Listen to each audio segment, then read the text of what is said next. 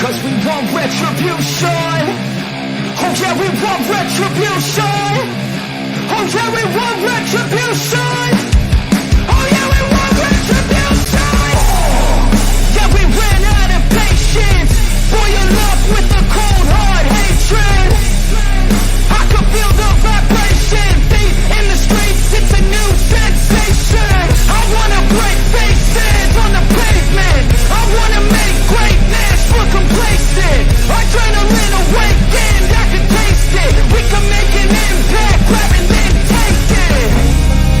Like a disease, bring them to their knees. They fit their disease. Just like the wind.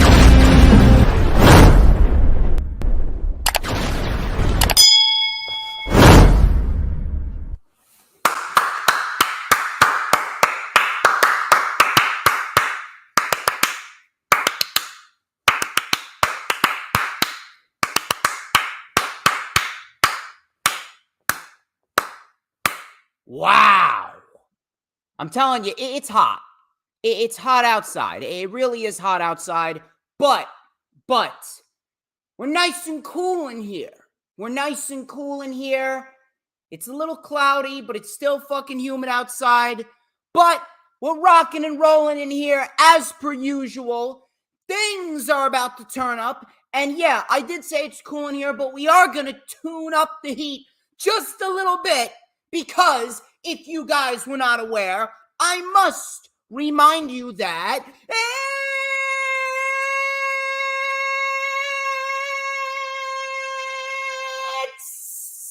Saturday!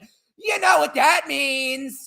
We're live! Ladies and gentlemen, I'm the one and only DJ Storms, and I would like to welcome each and every single one of you back here to the greatest fucking show on earth, streaming live across 1, 2, 3, 4 different platforms. Don't know why I said it like that. And 1, 2, 3, 4, 5, 6 different accounts. And I am feeling it. I got a certain level of energy that is unparalleled. As of course, you already know who I am, Mr. Controversy and the operator of the best damn Twitter handle known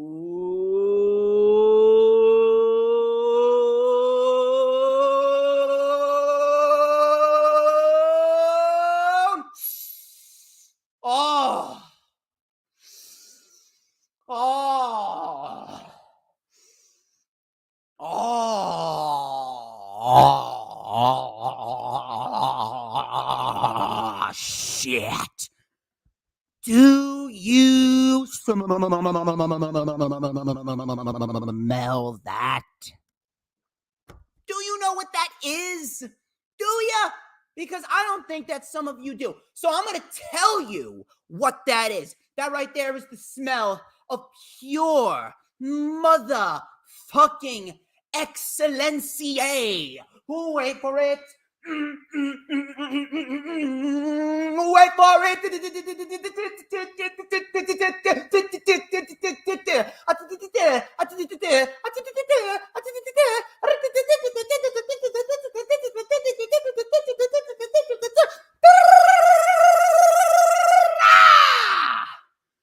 To mankind. Yeah. Let me talk to you.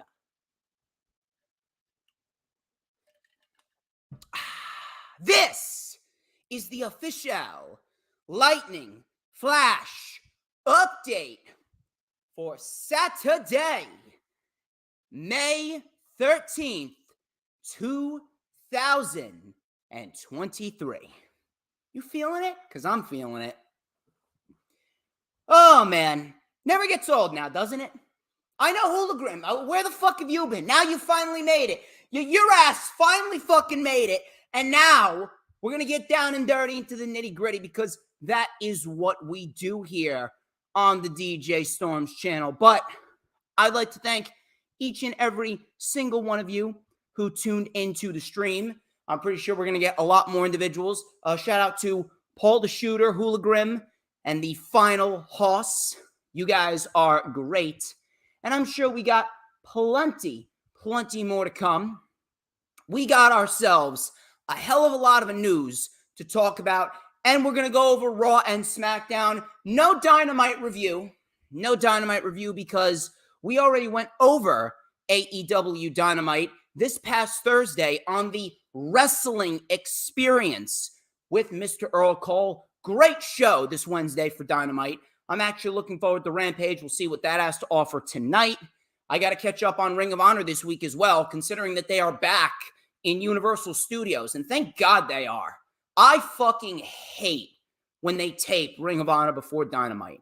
Universal Studios should be the home of Ring of Honor, period. Universal Studios is the best possible scenario for everything Ring of Honor related. And I genuinely hope that we get a new pay-per-view sooner rather than later, because I really want them to start ramping up some interesting angles. We got to load up the pay-per-view to be big. Supercard of Honor was a very good show, and I really hope that we can build off of what Supercard of Honor was. But regardless of that, I hope you guys are having a wonderful weekend. Happy Mother's Day to all the mothers that are out there, especially Dee Dee, my number one mod. Shout out to her. Happy Mother's Day. She has 3 beautiful daughters. We have a lot of material to talk about, including a big name potentially coming out of retirement for AEW All In August. On top of that, we're also going to talk about CM Punk's status and how he will be the star of Collision, but he will also appear on Dynamite when needed. And the feud that we initially thought was going to happen with Punk upon his return is not going to be Jericho. Apparently, there's another big name out there that Punk has requested to work with. We're going to talk about that as well. And of course, the main topic of discussion here, we're going to talk about the utterly pathetic and downright stupid fucking reason why WWE is having SmackDown superstars compete for the Raw exclusive World Heavyweight Championship. No matter how good the triple threat matches this week were, and no matter how good the World Heavyweight title match at Night of Champions is going to be, it makes no sense. And we're going to talk about the pathetic reason as to why WWE decided to institute that, pretty much breaking their own draft rules, whether you want to admit it or not, within the first week of the rosters being official. We're going to talk about that and so much more. We're going to go over Raw. We're going to go over SmackDown. We're going to go over potential matches to come at Night of Champions as well. And we're going to have a very fun time. Shout out to Jeffrey Turner, who is also in the chat. Also, I would like to shout out my friend Rob Williams and his friend Chris Nunez. They are the hosts of the Bob Culture podcast, as you see right here. I'm wearing the official Bob Culture podcast collared button-down shirt. I feel like I'm dressed to go to the club and pimp out some hot women. See, let me tell you something. I don't always represent other content creators in the IWC on the Lightning Flash update, but when I do, I prefer to represent the Bob Culture podcast. Stay controversial, my friends.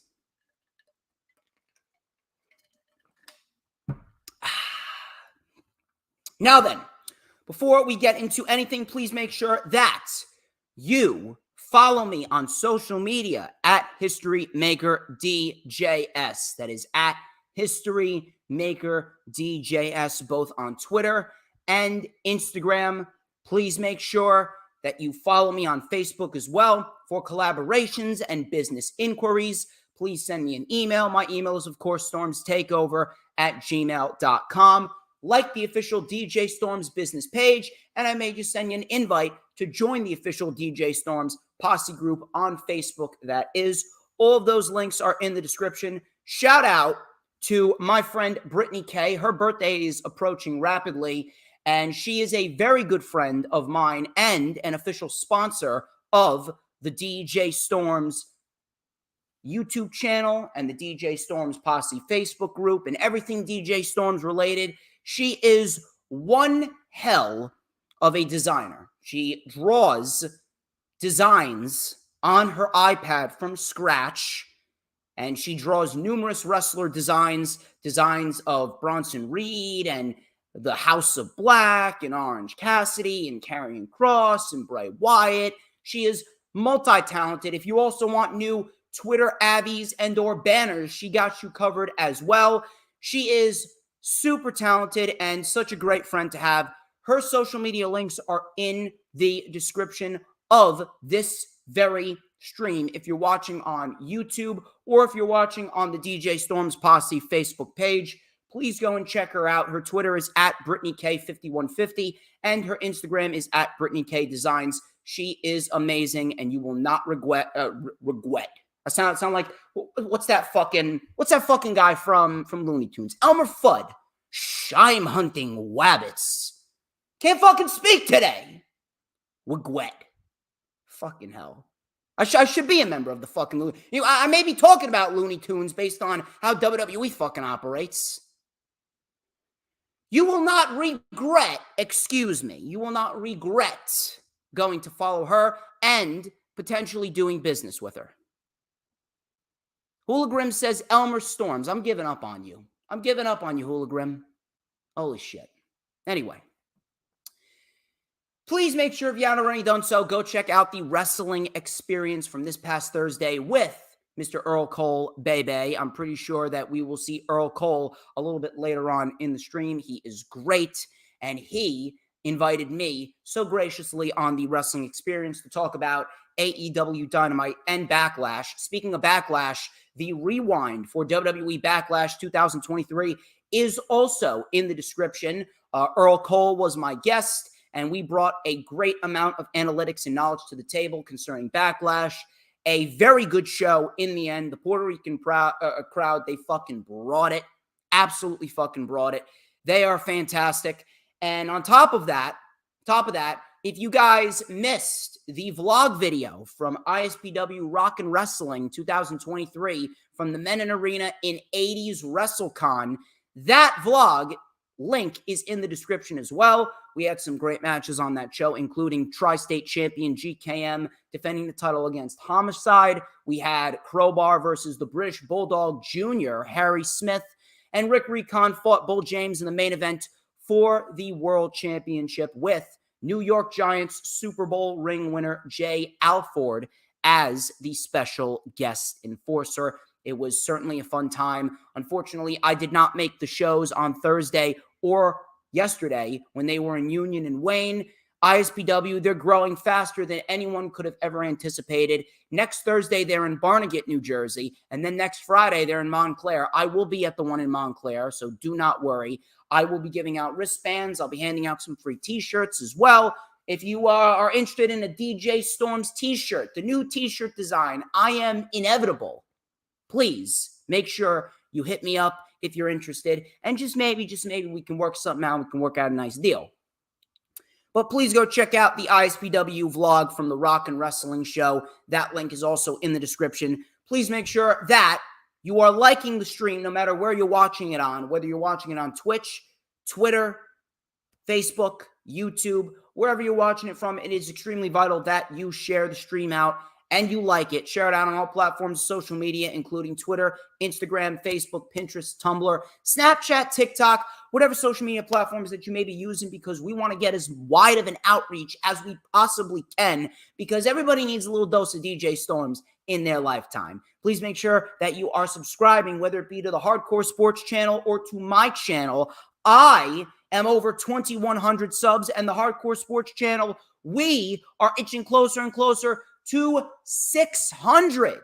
We are rapidly growing, and we're coming up on 1 year officially as Hardcore Sports. So please get us to 600. If you haven't already subscribed to Hardcore Sports channel, we are streaming live on the Hardcore Sports channel right now. And of course, if you're watching on YouTube, when you subscribe, hit that notifications bell with a huge coup de grace. That way you will know whenever I pop up on YouTube. Because whenever I pop up on YouTube, oh baby, it is the best time to be on YouTube. You know why? Because it's the only time that you're going to get to see this glorious sideburn and chin strap combination and this beautiful mustache right here.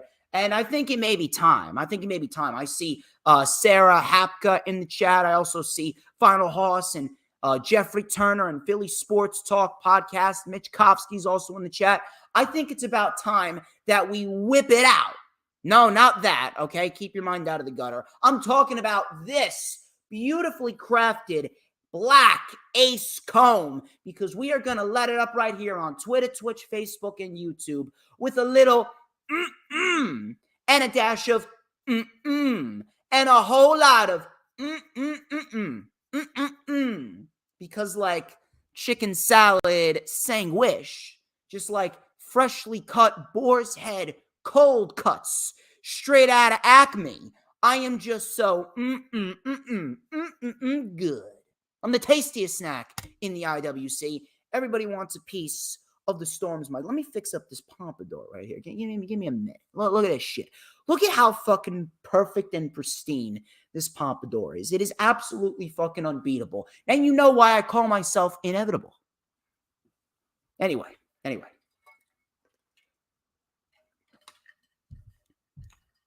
Kind of got a little ahead of ourselves there.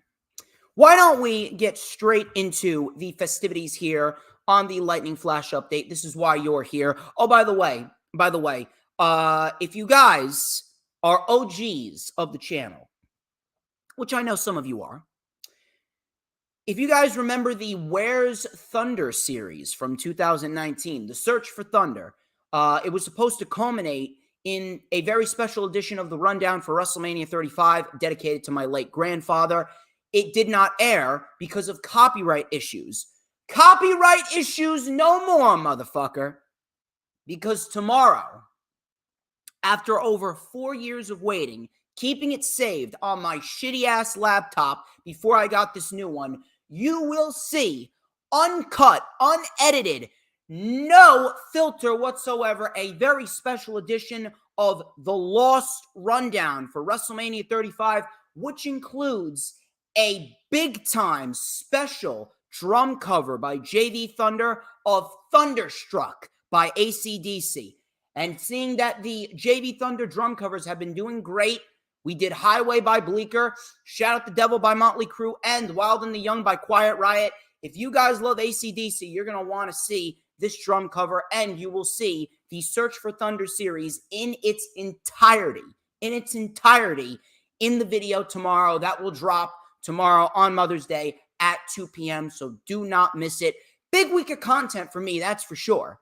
And we got plenty of content coming to you the week following the 20th of May, because after the 20th of May, we will go on a large streaming spree. We're going to talk about Rundown for NXT Battleground and Night of Champions. We're going to do Rundown for Double or Nothing. We're going to do an LFU. We're going to do a rewind for Double or Nothing as well. And then we're going to do a rewind for Night of Champions. We're going to do a rewind for the NXT Battleground show. We're going to do vlogs for ISPW, potentially some more Eye of the Storm interview shows. I've been wanting to bring that back. I'm going to, set some guests up. It's going to be a very, very fun time. It will be an extremely fun time. You are not going to want to miss it. You're not going to want to miss it whatsoever.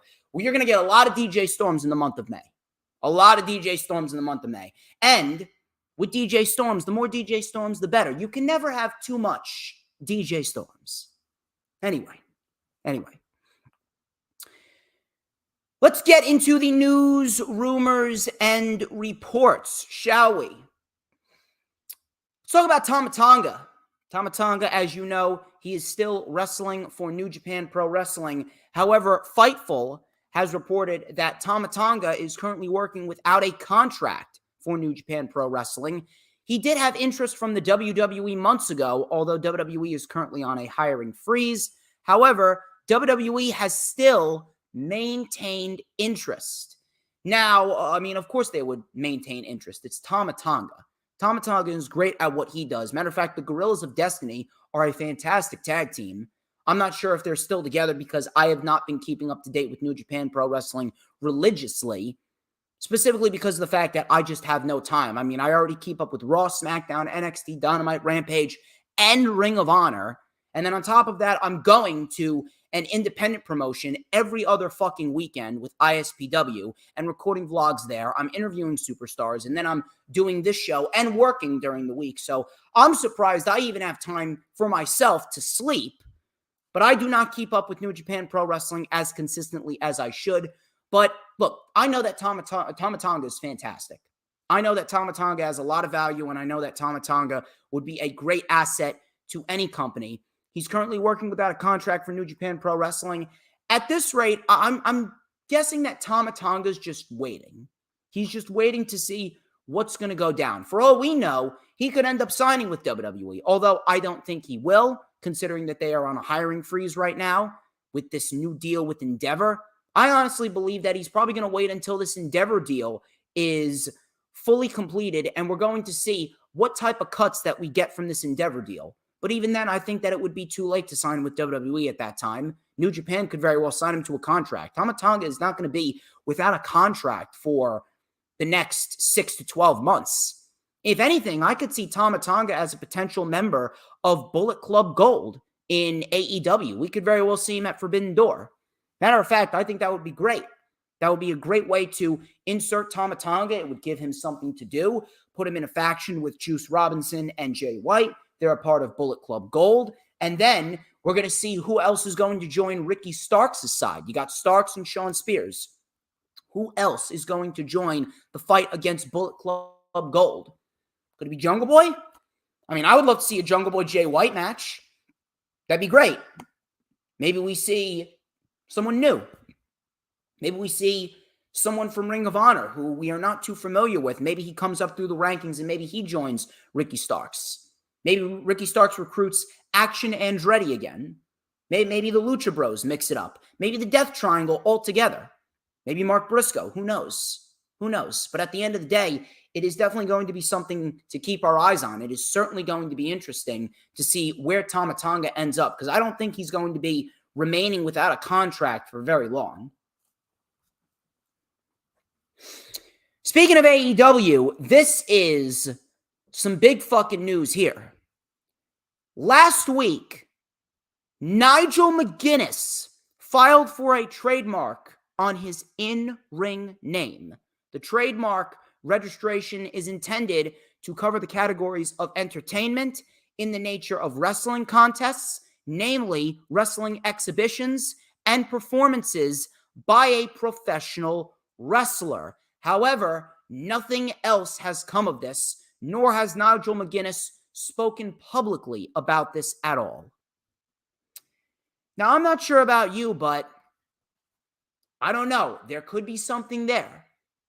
Maybe people are just blowing this out of proportion. Maybe he's just copywriting his name because he's going to use that name for the rest of his career in AEW and Ring of Honor because he's going to be announcing for Tony Khan. Who knows? But, I mean, I'm just throwing this out there. If we could potentially see Nigel McGuinness return to the ring, I'm not sure if that's even possible. I'm not sure what he has, if he has Hep A or something like that, so there can't be any blood-on-blood contact, but holy shit. If they're able to bring Nigel McGuinness, who is said to be one of the trailblazers for professional wrestlers amongst so many promotions, and so many individuals have been inspired by Nigel McGuinness. If he returns for All In London at Wembley Stadium, that is going to be one of the biggest moments in professional wrestling history of the modern era. Imagine if he goes up against Bryan Danielson of the Blackpool Combat Club, because I don't see the feud with Blackpool Combat Club and the Elite lasting all the way to August. Can you imagine if he faces Bryan? Nigel McGuinness coming out of retirement would probably be one of the biggest things to ever happen to AEW in its short history. I'm definitely going to keep an eye out on that because that right there, that is fucking intriguing. Could it ultimately mean nothing? Probably. But the potential of Nigel McGuinness coming out of retirement, even if it is for just one match, that is a moment for professional wrestling, no matter how you look at it. That is a big fucking moment for professional wrestling, and that could sell a lot of fucking tickets. Supposedly, according to Wrestling Observer newsletter, the capacity is 74,000, I think. 74,000 right now. And if they hit 74,000, they're going to open up some more tickets. Right now, I think they're somewhere along the lines of 69,000. If Nigel McGuinness is booked to come out of retirement, they're going to sell a shit ton of tickets. I mean, they're already selling a shit ton of tickets. I think that they're going to sell out. But if Nigel McGuinness comes in, I mean, that's an extra 20,000 tickets confirmed right then and there. This is big. Now, CM Punk. I got a couple of news stories on CM Punk. Now, Dave Meltzer of Wrestling Observer Newsletter, he gave us an update on Punk's status as his return is rapidly approaching. Many people have reported that his return is going to be coming on the June 17th edition and the debut episode of AEW Collision, which is their new show, which I'm assuming that is what Tony Khan is going to be announcing next week, considering we did get the returns of Miro and Thunder Rosa this past Wednesday on AEW Dynamite. But Meltzer stated that Punk will indeed be the star of Collision. However, he will be on Dynamite at times when needed. Those unresolved issues with Punk will be on Collision when he's on Dynamite. The idea is to get people to resolve the issues at some point, but that hasn't happened yet. Now, listen, if you're going to try and get people to resolve issues, I'm not sure why you're taking such a passive approach to it. If there are issues to be resolved, then Tony Khan should step in. He should be a fucking CEO, and he should absolutely go and say, do what you need to do, be fucking adults, talk shit out, and do business for however long your contracts are up. I really don't get this pussy-like approach for these issues with CM Punk. If there's issues with him, go out of your way and fucking resolve them. And Tony Khan should be the man to step in and say, hey, we need to put these issues to fucking bed because this shit is not good for business. It's not good for the company. And every single one of you are coming off like entitled douchebags. So do what you need to do and get your shit together. I really do hope that whatever strategy that they're playing, that these issues are resolved. Because at the end of the day, CM Punk is going to help make AEW television better. He is the one to help keep AEW in a nice, stable position, especially with this supposed $1 billion deal that Tony Khan is going to be closing with Warner Brothers Discovery. Now, even though CM Punk is a liberal fucking moron, even though he represents everything that's wrong with the country, Trump 2024, by the way, at the end of the day, CM Punk makes professional wrestling better. CM Punk is going to make AEW television. He's going to make Collision must see. So at the end of the day, I really hope that they know what they're doing when it comes to resolving these issues. CM Punk and these issues that he has with whomever, this shit is honestly juvenile. I mean, are we running a wrestling company or are we in junior high?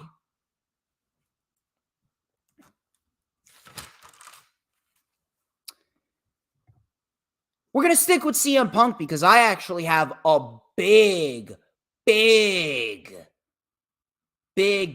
of news regarding CM Punk's return feud, and a feud that could very well lead into AEW All In.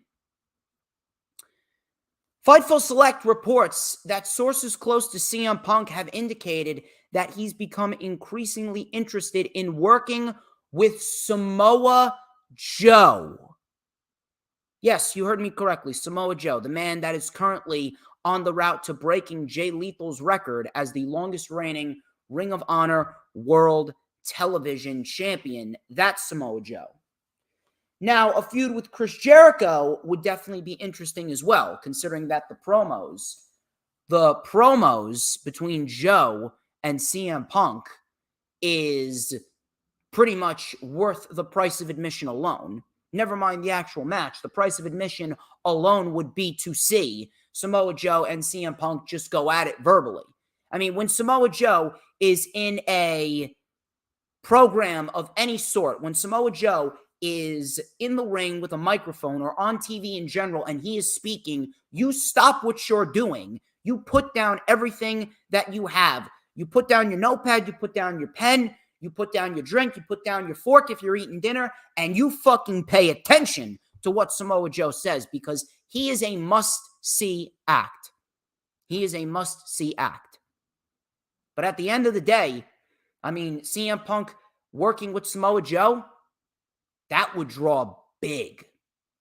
CM Punk working with Samoa Joe is perhaps one of the things that AEW needs right now. They need a must-see feud that is going to extend a decent period of time. We're not asking for something along the lines of what Sami Zayn and Roman Reigns and the Bloodline did. Sami Zayn said it himself. That shit comes around once in a lifetime. That shit is a rarity. But Samoa Joe and CM Punk, the promos back and forth, the story that they could tell leading up to either All In or All Out, one of the big shows coming at the end of August, the beginning of September, that is what is going to make AEW Collision a must-see show, even on a Saturday. Now, they're probably going to have to get the Ring of Honor World Television Championship off of Joe. We'll cross that bridge when we get there. But CM Punk feuding with Samoa Joe, that is a must-see feud, and that is probably one of the best possible acts for CM Punk to feud with upon his return. Now, who wins that feud? It's probably going to be CM Punk. Probably going to be CM Punk, considering that Samoa Joe, he's really had a lot of time with the TNT, not TNT, he did have the TNT Championship for a little bit, but he's had a lot of time with the Ring of Honor World Television Championship. He's become the self-proclaimed king of television. So at the end of the day, Samoa Joe, I think it's probably time that Samoa Joe is going to start putting some more people over. Is Samoa Joe going to go back to Ring of Honor? Is CM Punk going to be on Ring of Honor? Probably not. But I mean, if I'm Tony Khan, after this feud with CM Punk and Samoa Joe, I would absolutely put Samoa Joe in the Ring of Honor World Championship title hunt. We need to at least see one match with Samoa Joe and Claudio. I remember them having a great match on Monday Night Raw in the King of the Ring tournament back when we had Seth Rollins as the Universal Champion, and it was like mid-2019 going into September, and they were doing this King of the Ring tournament where Baron Corbin was putting on great matches and Chad Gable was mixing it up as well. We had a lot of great material to come out of the 2019 King of the Ring tournament. I only wish that they would have actually given the winner a world championship title opportunity rather than some shitty-ass King gimmick. The King gimmick is fucking terrible. And to be quite honest with you, if they were not going to do a world championship match for the winner of the King of the Ring tournament this year, and they were just going to give him a shitty King gimmick, I'm actually glad that they canceled it. I am. Not even bullshitting you. But Samoa Joe and CM Punk, that right there, that is a money program, and that is something that is going to draw eyes to AEW Collision. Sticking with Collision, I got a report from Fightful stating that there isn't expected to be as hard of a brand split associated with Collision as originally anticipated. However, there are plans to have a fresh roster approach with some significant names.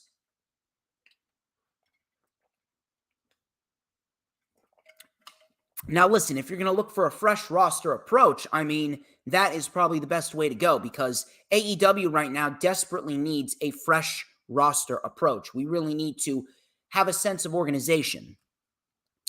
I love AEW just as much as the next guy. Tony Khan really needs to have a good sense of organization within AEW. Now, if it's not as hard of a brand split as expected, fine, you can be loose with a couple of people. You can be loose with a couple of the big stars.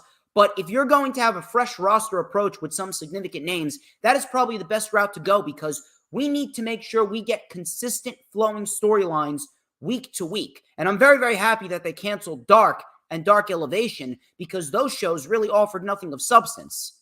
They just became glorified squash fests. And at the end of the day, we don't need that. We need legit, intriguing storylines with quality matches not 16 fucking enhancement matches with talent that we've never even heard of. So a fresh roster approach, that is going to do AEW good. I just hope Tony Khan spreads out the responsibilities because he can't do everything all on his own. Now, let's go to All In for a minute. I actually got an interesting report on another big star besides Nigel McGuinness that could very well show up at All In. Dave Meltzer gave an update regarding Will Ospreay and where he could fit into All In August. He stated, and I quote, Will Ospreay, as of a couple of days ago, was booked on the show All In.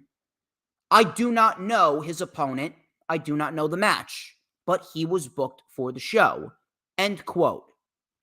Now, we can sit here and we can spitball all of these fantasy booking ideas for Will Ospreay. There's a lot. I will say that. There is a lot of good ideas for Will Ospreay, and there's a lot of ways that Will Ospreay could fit into AEW All In. Now, some people are saying Kenny Omega. I'm not sure that Kenny Omega is going to be the one to fight Will Ospreay at All In, specifically because I see that happening at Forbidden Door. We're actually starting to see United Empire, especially Aussie Open, get a little bit more showcase under Tony Khan, whether it be on AEW television or whether it be on Ring of Honor television. Aussie Open, who are one of my favorite acts in professional wrestling right now, they are fucking killing it. They're killing it.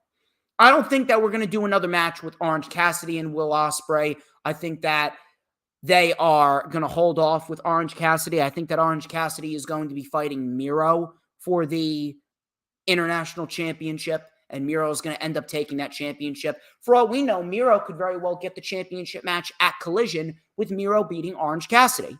And you know what? I don't have a single fucking issue with that. Miro, in the past, we've seen Miro is able to make a championship feel relevant. He's able to make a championship feel prestigious. And that is what Miro does because he's that damn good.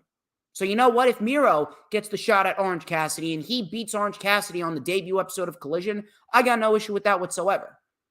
I see Will Ospreay and Kenny Omega taking place at Forbidden Door, and I see that match being for the IWGP United States Championship.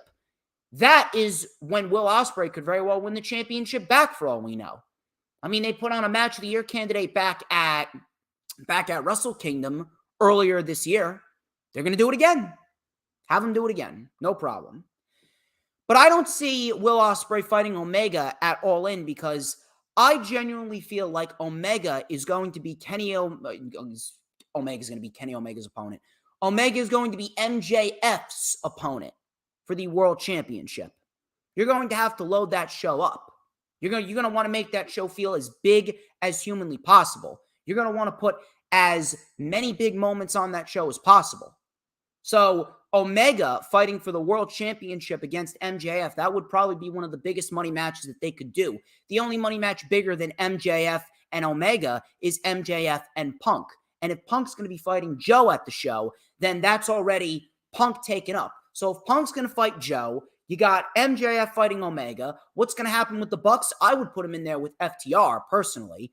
Then you got Sting and Darby Allin. I think that Sting's going to have his retirement match against Darby Allin, and Darby's going to dispose of Sting. That's going to be that. And then I think that we're probably going to see, I'm not going to like it, but some people are saying Goldberg. I don't think that Goldberg's going to show up. If he does, I just really hope that Tony Khan knows what he's doing. Put him in there against Wardlow and have Wardlow beat him and let that be the end of it. House of Black, I'm not sure who they face, but they've been on a roll as of lately. We could see a new trio come up through the rankings. Maybe we see a trio from New Japan Pro Wrestling. Maybe they fight United Empire. I'd love to see that. I would love to see House of Black versus United Empire. Will Ospreay? I mean, you could put Will Ospreay in there with anyone. Now, what I personally would like to see, now this is just me, I would not mind whatsoever if we get Will Ospreay versus a Jungle Boy. Will Ospreay and Jungle Boy, that sounds like a great fucking match. Or maybe Will Ospreay versus a Ricky Starks. That would be a huge fucking moment for Ricky Starks. And it would just further solidify Ricky Starks and his push towards the top of the card. Because Ricky Starks, he should be at the top of the card. He's been in the top of the card all year. Ricky Starks has been at the top of the card all year. He's been fighting Jericho. Now he's in a feud with Jay White. So at the end of the day, Ricky Starks, his push at the top of the card, it should absolutely stay there with a potential match against Will Ospreay. But you can shoehorn anyone in there against Will Ospreay. Jungle Boy, Sammy Guevara, Ricky Starks. 3 names that would be great opponents. Maybe an Adam Hangman Page. Who knows? Maybe we see Ospreay win the IWGP United States Championship back from Kenny Omega, and maybe he defends it against Hangman Page at All In. Now, that would be something big. That would be something special. Maybe we see Bryan Danielson versus Nigel McGuinness. Or maybe we see Jon Moxley, Claudio, and Wheeler Yuta. Maybe they fight the House of Black for the Trios Championship. There's a lot of big matches that they could put on All In. But Will Ospreay, I'd say that the individual that could face him, it's an open field. It's definitely an open field, and we're just going to have to sit back and wait.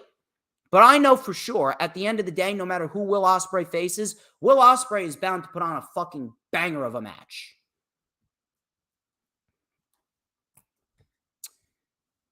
Gigi Dolan.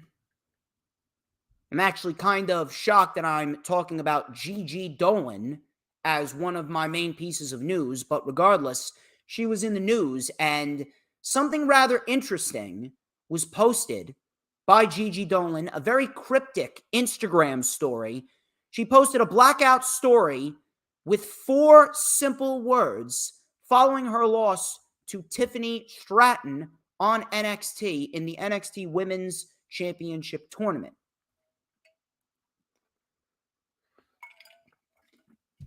The words read, and I quote, "I miss being PK."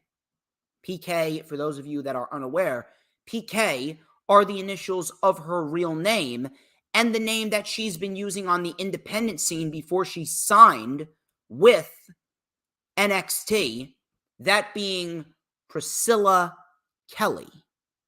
Now, I'm not really sure what's the difference between Priscilla Kelly and Gigi Dolan, because if anything, what you are seeing right now is Priscilla Kelly. It's Gigi Dolan, no matter how you look at it. No matter how you look at it, you know, she's still the same person that she was on the independent scene. She's just not allowed to do crazy shit because she's in WWE. But this could very well mean that Gigi Dolan, maybe she's done. Maybe she doesn't want to do NXT anymore. Maybe she's coming up on her contract being up. I'm not really sure how much she signed for. I'm not sure if she signed for 2 years or 3 years. But at the end of the day, she really hasn't been all too successful outside of Toxic Attraction. And even when she was in Toxic Attraction, she really wasn't the star. Mandy was the star. Mandy Rose, before they fired her, Mandy Rose made Toxic Attraction. Matter of fact, Mandy Rose made herself into a must-see act that easily could have achieved just a little bit of success on the main roster before they fired her for adult content, which really wasn't necessary. I really think they jumped the gun and they were a little too harsh on Mandy, but at the end of the day, they fired Mandy, and Gigi Dolan and JC Jane were left in the dust. Gigi Dolan, listen, I think that she has a great look, and I think that she's very genuine in what she says. But at the end of the day, her wrestling ability just does not measure up. Her wrestling ability really is not up to par. And a lot of that has to do with the fact that she really hasn't had too much time on the independent scene to really showcase to everyone how she can evolve and she can get better over time. And then on top of that, the WWE style, it's just a shitty style. It really is just a shitty style, and it does not do anyone any favors. You have to be very, very, very, very lucky if you are to overcome the shitty WWE style that they force upon you. Seriously. But Gigi Dolan, I don't know what is going to come of this. I don't know what's going to come of this. I'm not sure if she was just trying to spark up buzz. I'm not sure if she's just trying to get people talking or probably put herself in more of a spotlight, maybe create her own spotlight for herself. But at the surface value, it really does seem like she doesn't want to do what she's doing anymore. And sometimes you can feel like that in WWE because at the end of the day, WWE rarely allows people to be who they are unless your name is Cody Rhodes, Roman Reigns, Seth Rollins, or the big individuals like that, even a Becky Lynch. Priscilla Kelly, Gigi Dolan, she's not really going to have the opportunity to grow and evolve if she's going to stay in this stationary position in NXT, especially with the style that they have in the WWE and the character that they've presented her with. So maybe she's done. Maybe she does want to go back to the independent scene. Who knows? But that's definitely something that I found rather intriguing. Maybe some people are starting to realize that the WWE isn't all that it's hyped up to be. Maybe they're starting to realize that maybe they made a mistake.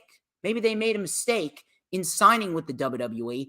And at the end of the day, maybe they want to go back to the independent scene. They want to have fun. They want to evolve. They want to work on their craft. And they want to, go elsewhere. Go elsewhere and have a fresh start. For all we know, maybe Gigi Dolan's contract is coming up. I don't know. Very cryptic, very, very simple.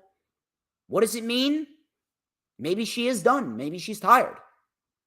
We'll have to wait and see, but I have not heard any reports of her contract coming up whatsoever. Normally, Fightful would be all over that shit, but I didn't hear anything from them.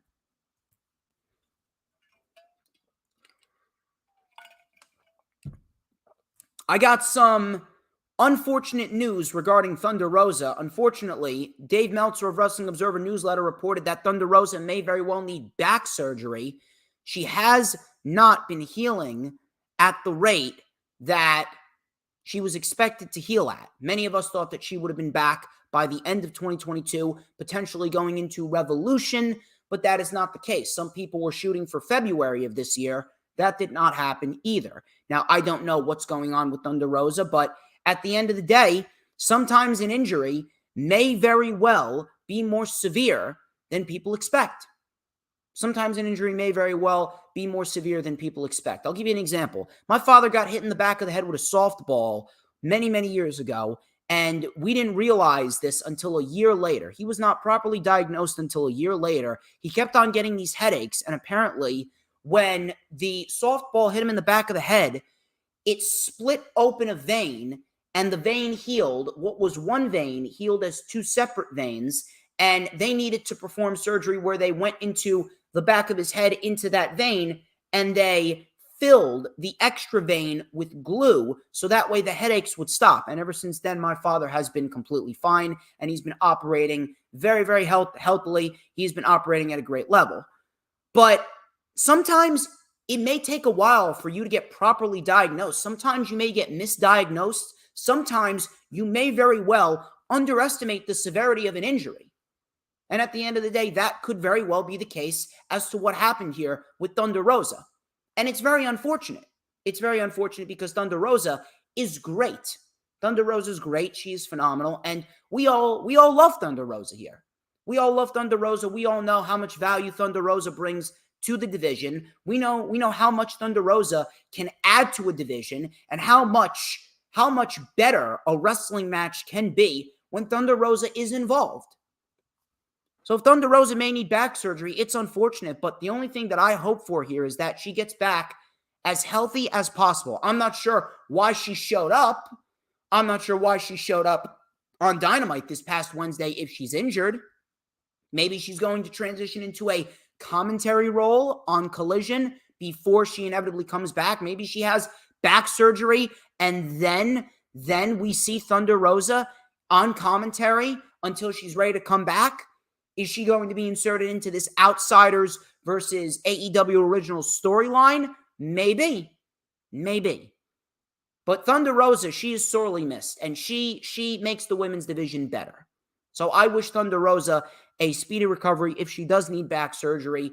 If she doesn't, I mean, if Dave Meltzer's wrong, then he's wrong. And to be quite honest with you, I hope that he's wrong because I want Thunder Rosa back ASAP. But if Thunder Rosa is not up, healthy, and ready to go, then I hope that she gets better as quickly as possible because I want to see her back. And I'm sure everybody here wants to see her back too.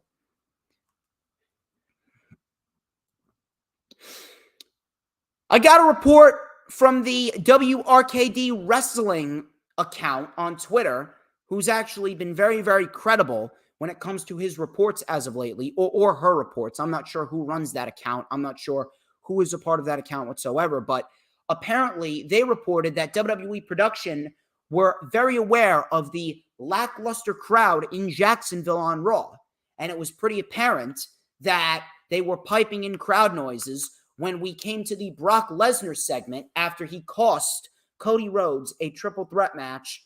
He cost Cody Rhodes the chance to fight for the World Heavyweight Championship at Night of Champions when he F5'd him on the floor.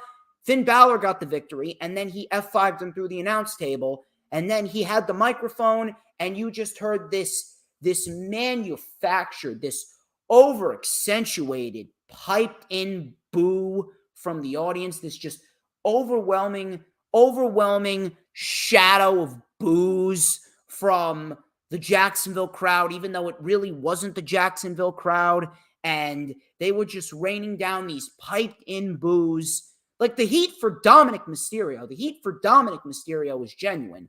The heat for Brock Lesnar here was not genuine at all. And if you have to pipe in crowd noises for a Brock Lesnar Cody Rhodes program, that just goes to show you how fucking terrible the storyline is and how little people care about it. So the WRK Wrestling Twitter account described it as a no-win situation where the company was either going to use piped-in audio or broadcast on TV with a silent crowd. And you know what? I would just have them broadcast on television with a silent crowd. At least it would have been genuine. At least it wouldn't have come off as cringe. I don't see Tony Khan doing those piped-in crowd noises for Rampage. What you see on Rampage, you see the crowd reacting. When they pan to the crowd, they're reacting. Yes, it may be a taped show, but at least the crowd is reacting and they are not piping in crowd noises. Sometimes the crowd are silent. Sometimes the crowd are silent on Ring of Honor television too, but you don't see them piping in crowd noises for Ring of Honor whatsoever.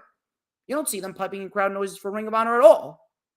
Why do you need to pipe in crowd noises for Monday Night Raw and a program between Brock Lesnar and Cody Rhodes of all people? Maybe it's because your show fucking sucks. And we're going to talk about that a little bit more when we get to the reason as to why SmackDown superstars are fighting for the world title and how fucking stupid it is. Just broadcast with a silent fucking crowd. Swallow that bitter pill and just fucking deal with it.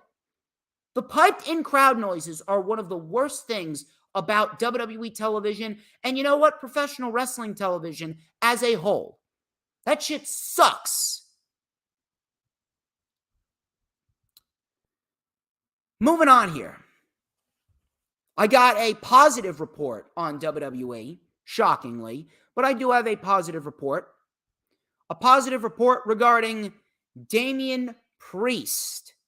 And I actually believe this. I actually believe this report. I know that some reports when it comes to positive feedback within WWE, it is very, very, very rare that we see some shit like that. But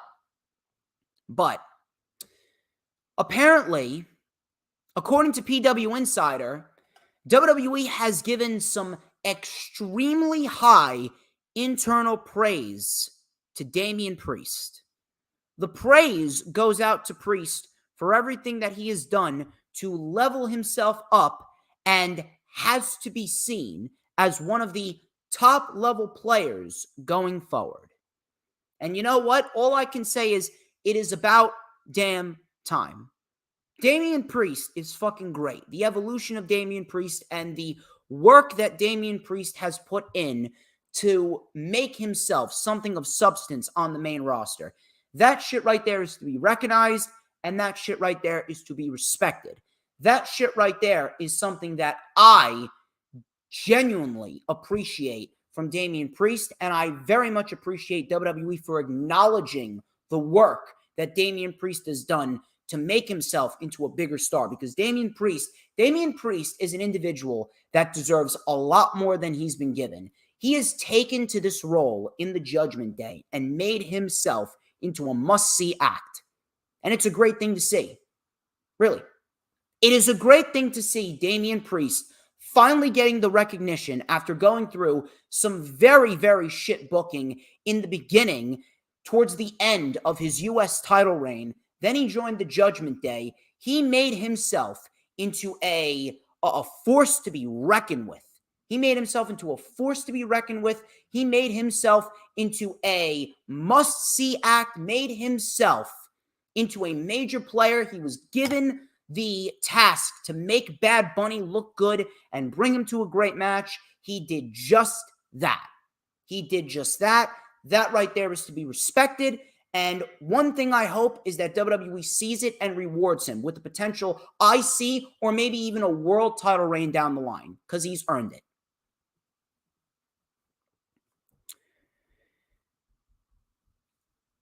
Finally, the big one. Big one. I've been waiting to rant about this shit all fucking week.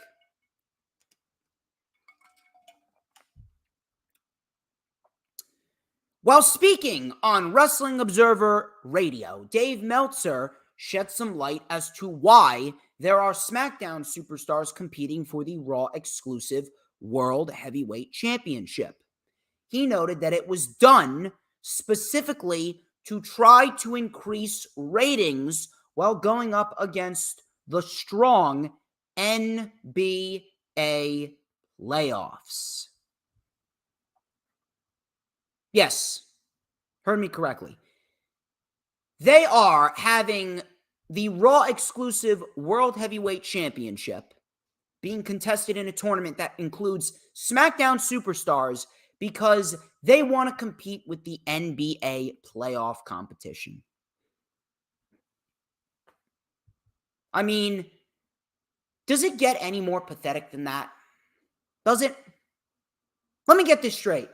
You are concerned about NBA playoff competition. Meanwhile, you always get destroyed every single year by all of these major sports, whether it be Monday Night Football or baseball or the baseball playoffs or the fucking NBA playoffs. You get destroyed every fucking year, and every fucking time you always pull some desperate shit out of your ass to try and pop a rating, and at the end of the day, it ends up falling flat on its face. You intentionally broke your own draft rules to try and compete with the NBA playoffs. Meanwhile, we all know that you are not going to stand a chance against the NBA playoffs. Because at the end of the day, whether you want to admit it or not, people, no matter how much they love a Cody Rhodes or a Seth Rollins or an AJ Styles or an Edge or a Rey Mysterio or a Sheamus or a Finn Balor, at the end of the day, people know, at least the majority of the people, because the majority of the people have been saying the same thing that I've been saying for once, the majority of the people know that the World Heavyweight Championship is just a consolation prize.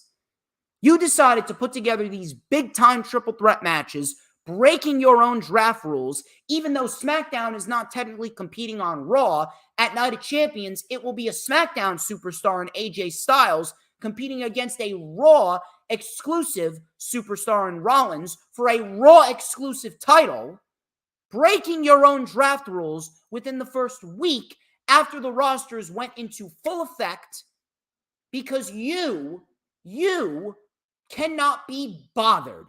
You cannot be bothered to think of anything else intriguing. Maybe people would be interested in your product. Maybe the ratings would be a lot higher than they are now. Maybe there'd be a lot more interest in the product if you gave us a genuine reason to care instead of breaking your own draft rules, instead of having SmackDown superstars fight for a Raw World title. Maybe you could build up the tag team division. Maybe you could build up new factions. Maybe build up the Viking Raiders or build up Imperium, maybe build up a strong women's division with superstars that the crowd have not seen yet. Insert some fresh faces in there. Give them fresh feuds. Maybe continue to build on the performance that Bronson Reed gave to us at Backlash. Maybe continue to build on the performance that Damian Priest gave to us. Maybe continue to build on the performance that Shinsuke Nakamura gave to us these last couple of matches that he's had, instead of throwing him into a feud with the fucking Miz. Maybe work on your mid-card. Maybe work on your mid-card instead of having Cameron Grimes beat Baron Corbin in 3 seconds. Yes, he won. I'm very happy about that. But at the end of the day, these short squash matches, no matter who it's against and no matter who's winning, that shit does nothing. Maybe give us new, fresh storylines. Maybe you should have given Cody Rhodes the World fucking Championship against Roman Reigns at WrestleMania, so that way we could have gotten some fresh individuals in the world fucking title scene. Maybe you should have given Asuka the Women's Championship at the hands of Bianca Belair, because I think people are ready for a genuine change across the board. Maybe, just maybe, you should be in the midst of a Roman Reigns bloodline storyline right now where they're feuding instead of teasing them getting kicked out of the fucking bloodline.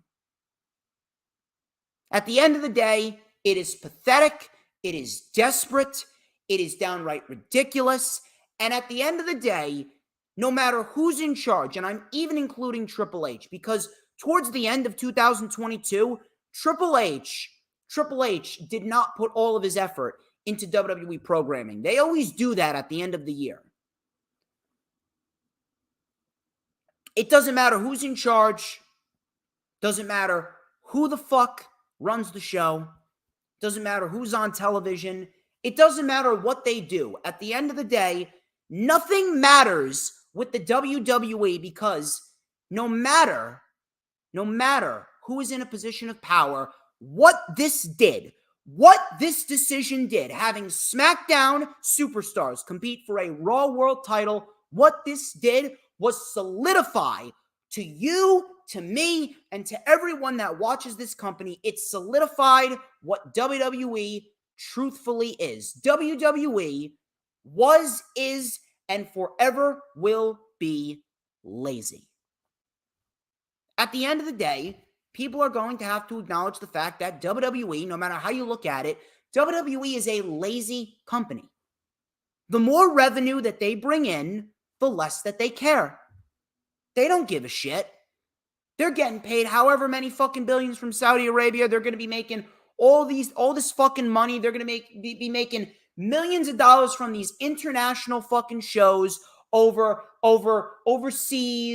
in Puerto Rico and the O2 Arena and fucking Saudi Arabia. And if they want to do Melbourne, Australia, and fucking Canada and fucking Principality Stadium in Cardiff, Wales at Clash at the Castle. No matter what happens, the more money they bring in, they're going to bring in and rank in all this money, and the less they're going to care. WWE is a lazy company. That's it. They had SmackDown superstars compete for a Raw exclusive World Heavyweight Championship to counter the NBA playoffs instead of giving us new, fresh storylines. Instead, when they should have given Cody Rhodes the win at WrestleMania, you should have been building up a new challenger for Cody Rhodes, maybe a Finn Balor, maybe a Damian Priest. You should be building up a new women's division with Asuka as the head of the women's division for Raw, Rhea as the head of the women's division for SmackDown. You should be giving us new, fresh programs with new, fresh stars like Zoe Stark, like Bronson Reed, like LA Knight and Cameron Grimes. But at the end of the day, you choose to break your own draft rules for a desperate ratings pop when we all know you're not going to stand a chance against the NBA playoffs. WWE just proved to you then, now, and forever, they will always be a lazy company. Point blank, period. There's nothing really more to say. There is nothing really more to say. And I really don't know how anyone could sit there and defend WWE and act like it's okay that they're breaking their own draft rules, and it's okay that they're going out of their way, and they're just blatantly admitting to you without even admitting to you that they're lazy and they don't give a shit.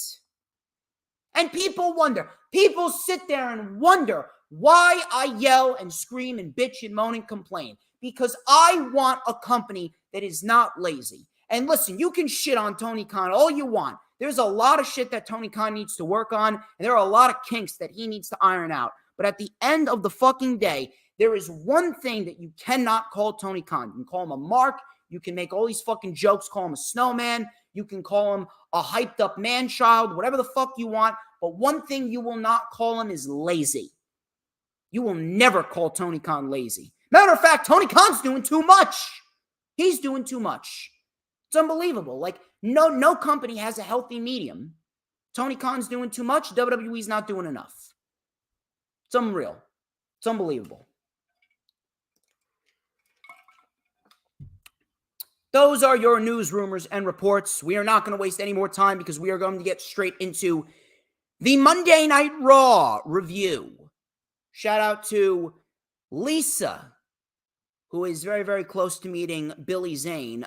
Try to keep yourself together, Miss Lisa. I greatly appreciate you coming on in. You guys have been fantastic all stream, as per usual. It's always a good time. It's always a good time when we have DJ Storms and the DJ Storms posse, and we're all having a good time here. It really is always a good time, and I greatly appreciate all the support that you've been giving me over the course of the last number of months, ever since 2023 began. It has been easily the most successful year for the DJ Storms posse that we've ever had. Easily the most successful year for the DJ Storms brand and the posse that we've ever had. And we're not even 6 months through the year. We're not even half over. Year's not even half over, and we are just getting started. We are going to dive right into the Monday Night Raw review right now. Let's talk about Raw as a whole. I don't want to say it was bad. I don't want to say it was bad because it wasn't. But like I said before, WWE, they really, really don't care. They really don't care. They put no effort into what they've been doing, and they have wasted all of their momentum coming out of WrestleMania. And they brought the heat for Backlash. Backlash was a fucking great show. They didn't build on that either. And you know what? I have full confidence that Saudi Arabia is going to deliver too. I have full confidence that Night of Champions is going to be a great fucking show. I have full confidence that we're going to get a lot of great material in Saudi Arabia. I have full confidence that we're going to get a lot of good shit. I do. But at the end of the day, these weekly shows, they're just very hard to sit through. Not because they're atrocious. Raw and SmackDown, they weren't atrocious. I know what atrocious is. These shows weren't atrocious, but I mean, there's no emotion. There's no emotion. There's no interest. There's no genuine investment. There's no excitement. There's just no fucking excitement emanating from these shows whatsoever. And I'm sure a lot of people can understand that too. I'm sure if you watch Raw or SmackDown, you'll say, yeah, it wasn't a bad show, but there's just no energy. There's no excitement. There's no wow factor. We're not asking for another Sami Zayn Roman Reigns storyline. Again, that's once in a lifetime. That's a once in a generational type storyline. But at least give us, if they put half of the effort that they put into the Roman Reigns Sami Zayn bloodline storyline, if they put half of the effort into what they do with everything else like they did into that storyline, I'm telling you right now, there would be a lot more aspects in WWE that would be a lot more intriguing than they are right now. Shout out to Earl Cole, by the way. He's awesome. Are you creating Wrestling Experience t-shirts or not? I want to know. I don't know. It just crossed my mind, Earl. Are you creating wrestling experience t-shirts or not?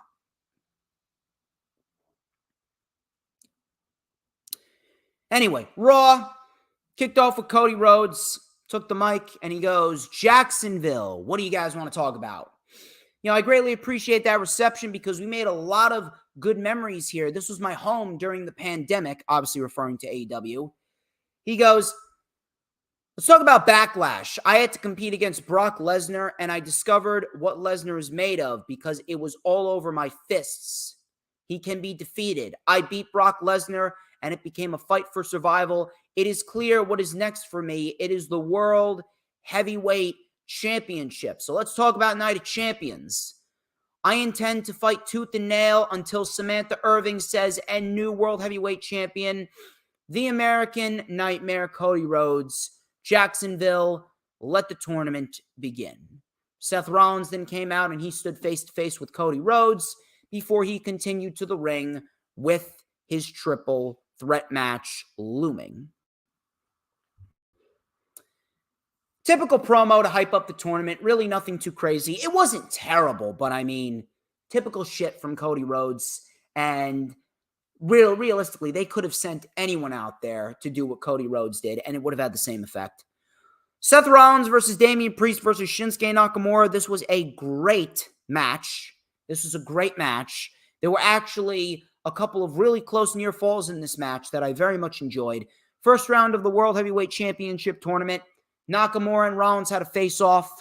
They always had great matches. I would love to see a proper Shinsuke Nakamura versus Seth Rollins feud with Nakamura potentially beating Rollins for the World Heavyweight title. If there is a time to crown Shinsuke Nakamura a world champion, now that he's on Raw and now that he's fighting for the World Heavyweight Championship, now's the time to do it. Now would be a great time to do it.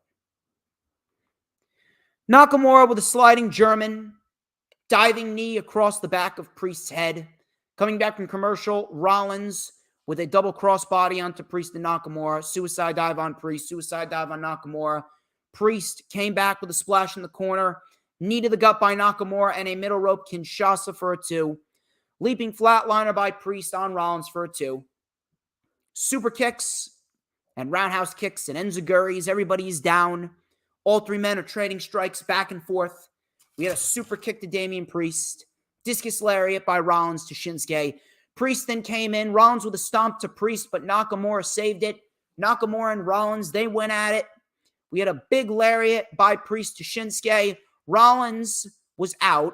Knee bar on Priest by Nakamura. Rollins off the top with a frog splash on Nakamura. Pedigree on Nakamura. 1, 2, 3. Rollins advances. A great match. Right outcome. Rollins is your World Heavyweight Champion, no matter how you look at it. One thing I want to bring to attention, we all know that Damian Priest, I already talked about him. He is really turning up the heat, and he's doing some great shit. I would not mind if Damian Priest beats Gunther for the Intercontinental title down the line. But Shinsuke Nakamura. Nakamura really feels like he's got a little bit of a new lease on life. And if we're going to get the shit that we're getting from Nakamura right now, he had a very good match against Karrion Kross. He had a great match here with Priest and Rollins. If Nakamura keeps up this momentum, I think that Nakamura would be a great representative for the World Heavyweight title if they want to dabble in that. And that would really complete Nakamura's resume in the WWE. He would finally win a world title. He's done everything else. Tag Team Champion, Royal Rumble winner, NXT Champion, US Champion, IC Champion. He's had a Hall of Fame career in WWE. Culminated with a World Heavyweight title victory. You want to do Nakamura beating Rollins down the line? Do it. Do it. I hope that Nakamura gets something because he's great. He's still got a lot left in the tank. Otis versus Mustafa Ali. Otis was arguing with Maxine Dupree and Chad Gable because Otis wanted to do the Caterpillar. Otis took too much time, and he lost the match after he was sent to the post, and Ali delivered a 450 splash. I don't care about this storyline between Alpha Academy and Maxine Dupree unless Maxine is going to show up in my house and she's going to be in my bed waiting for me when I come home wearing nothing. I don't care. Listen, I love Mustafa Ali. I've been an advocate for Mustafa Ali ever since his 2 out of 3 falls match with Drew Gulak back on 205 Live in 2017 in July. That was great. That was some great shit. But holy fuck, man. Holy fuck. It is really becoming increasingly hard to watch Ali with this shitty-ass character. And no matter how good he is, this character will go nowhere, and these 3-minute matches will go nowhere. Where's Ali going to go? Where's he going to go? He beat Chad Gable. He beat Otis. Now what? I don't care. The shitty character. Mustafa Ali is honestly beyond repair. I actually kind of wish they gave him his walking papers last year around this time. I don't give a shit about Ali. I don't. And you know what? At the end of the day, there's nothing we can do. Nothing we can do whatsoever. If you want Ali to succeed, give him more creative freedom. Let him get himself over. And by the way, 3-minute matches, they need to die. There should be no match between full-time talent that goes anywhere less than 10 minutes. Every full-time talent match should be at least 10 minutes, unless it's a fucking Omos match. Fucking stupid. Ali wins. The Miz, Finn Balor, Cody Rhodes, first round of the World Heavyweight Championship tournament. You know, what I'm about to tell you may shock you a little bit. I don't even believe that I'm saying this, but The Miz is not that bad right now. Now, what do I mean by that? The Miz is in no way, shape, or form a must-see act. He's not. But Miz, as of right now, in recent months, he hasn't been the center of attention. He has not been overexposed. He's been putting on fairly good matches as of lately. And he's kind of taken on a little bit more of a serious attitude. When he's in the ring, it's not a comedy act. When he's in the ring and when he's getting ready to fight, he takes on more of a serious attitude. And he's putting other people over. He put Logan Paul over. He put Seth Rollins over. He put Finn Balor over. He has not been a major priority, which is good because he doesn't need to be. He's already had his time. He's a Hall of Famer, and he should be doing nothing but putting other people over. So I know it may sound weird, but I don't mind The Miz as much as I once did. Now, as long as he continues on the path that he's on right now, and he goes out there, he does his job, he puts on good matches, he puts other people over, and then he goes to the back. If that is the role that The Miz is going to be in, then you know what? I will tolerate that. This is probably the most tolerable that The Miz has been since his feud with Daniel Bryan back in 2018. So, honest to God, right now, I do not mind The Miz on television as much as I once did. He is not as cringe as he once was. He's not. And this match, not a bad match at all. This wasn't a bad match whatsoever. So Cody went right on the attack with a suicide dive on Balor, power slam on Balor, and then one for The Miz. A double Cody cutter, disaster kick on Balor for a 2. Miz with a double DDT on Cody and Balor. Sling blade on Miz by Balor. Balor rolled up Cody for a 2. Balor with a shotgun drop kick. Coup de grace missed. Skull-crushing finale on Balor by Miz. Cody saved it. Cody Rhodes connects with a crossroads. Miz tried to steal it. Cody, he pulled The Miz back up into a crossroads, a second one, and a third one. And before he could make the cover, out of nowhere, Brock Lesnar comes in and F5s Cody Rhodes into oblivion on the floor. Coup de grace by Balor. Balor pins Miz for the win, and Balor goes to fight Rollins in the main event. Very good match here. Not as good as the first triple threat, but still good enough. Lesnar then F5'd Cody Rhodes through a table. Lesnar then took the mic. He goes, "So, Cody, what do you want to talk about?" I would like for you to give me an explanation as to why you attacked Cody, Mr. Lesnar. So then Lesnar focuses in on the camera. He goes, look at this face. Look at this face. Look at this face. I don't want to look at your face. I would like to look at you giving me an explanation as to why you attacked Cody. Look at this face. Look at this face. So he goes, you lucked into the victory on Saturday. I want to talk about a fight.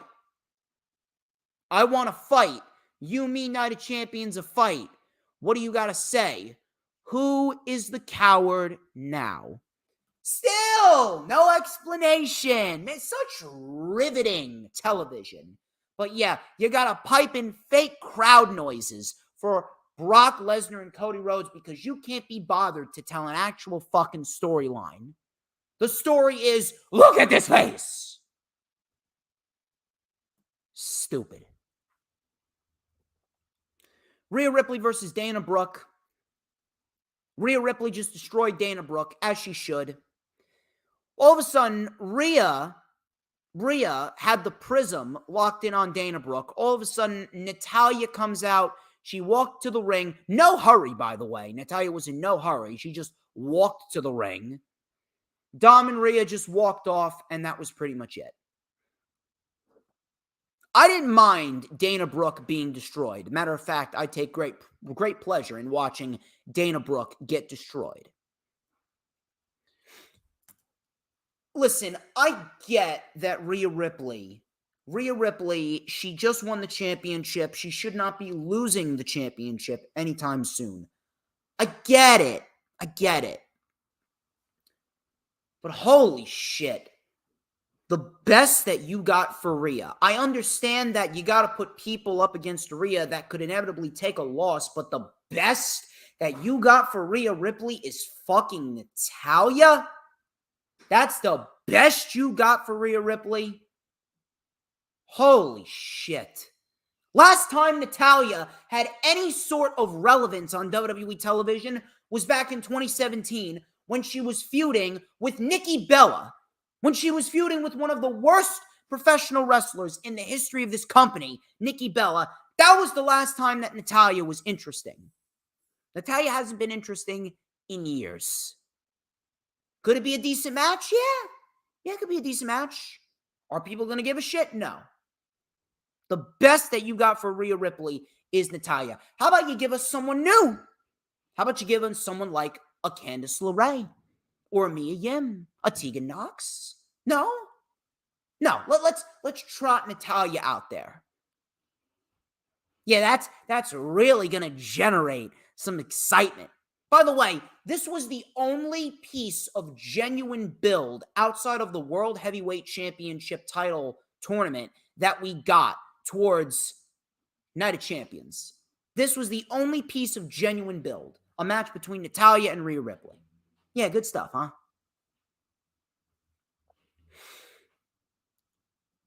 Kevin Owens and Sami Zayn versus Imperium. They wasted a tag team title program that realistically should have been the match going into SummerSlam. This should have been the SummerSlam match. Imperium versus Kevin Owens and Sami Zayn. They didn't do it. Of course they didn't do it. Didn't do it. Let's just waste it. Let's waste it on Monday Night Raw. Let's give Imperium another loss, shall we? And look, the match was very good. There was no way this was going to be a bad match. The match was very good.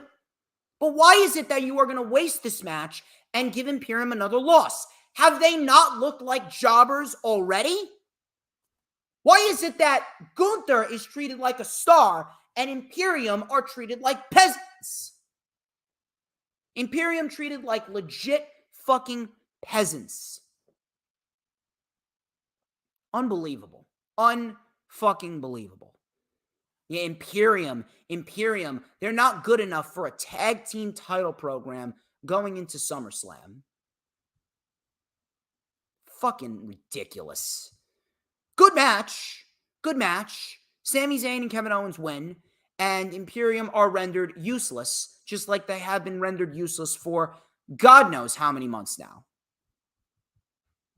Unbelievable. Unbelievable, man.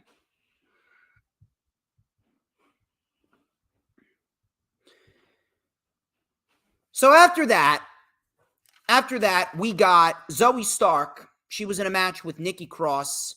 Another 3-minute match. I will say this. Zoe Stark looked great. Zoe Stark, her offense was crisp. And she won with the Z360, which is a back rotation suplex into a GTS. Looked great. Stark wins, and I genuinely hope that Zoe Stark is featured heavily on the show because she is great at what she does. Trish Stratus came out to address the crowd. Legit, no energy in her voice whatsoever, asking, where is Becky Lynch? Becky Lynch is missing. I've used all my platforms and my tools. We will find Becky, and then you can say, thank you, Trish. She'll be crying in the corner in Iowa with her dumb daughter. This is my show, my spotlight. And to be very clear, nobody will steal my spotlight. She sounded fucking awful. Scripted as I've ever fucking heard. Scripted as scripted could fucking be. All of a sudden, Becky Lynch's music hits. Trish Stratus then fooled everyone. She called the crowd dumb. She then started telling a story about her daughter and how she wanted to name a doll Becky Lynch. Becky then came up from behind Trish. She attacked Trish Stratus. Bexploder connects and Trish retreats. Who gives a fuck? Becky then said, the man has come around to kick your ass. Now, I don't know what they are doing with Becky Lynch. I appreciate the fact that they're not putting her in the world title scene and they're leaving her out.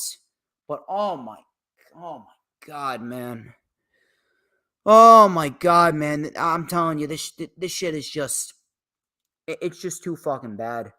I'm telling you, it is just too fucking bad. I cannot fucking stand this. I can't.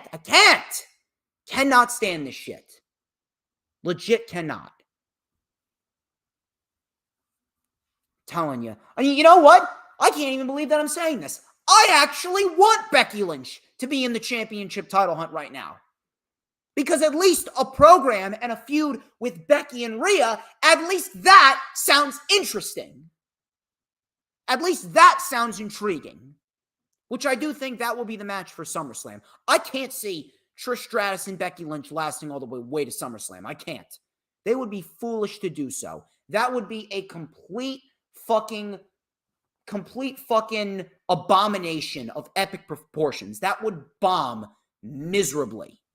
So if I am doing this, if I'm booking this, I am doing Trish and Becky at Night of Champions to get it out the fucking way.